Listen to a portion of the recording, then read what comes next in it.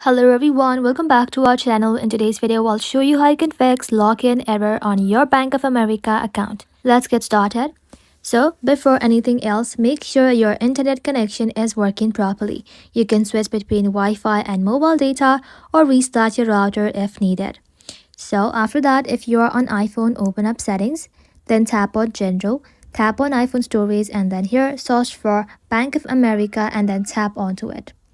Just like that, tap on Offload app, then tap on Offload app again.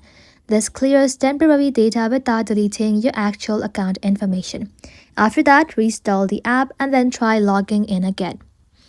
Also check for app updates. Open the App Store. In the search bar, search for BOFA and then tap onto the app.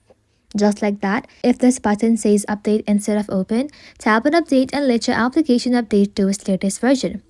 After that, verify your login details. Sometimes the issue is simply incorrect credentials. So make sure your user ID is correct, password is typed correctly, and if you still cannot log in, simply tap on forgot user ID or password and then reset your login details. And that's it. Those are the easiest way to fix Bank of America login error. Thank you all for watching. If this video was helpful, leave a like and sub and I'll see you in the next one.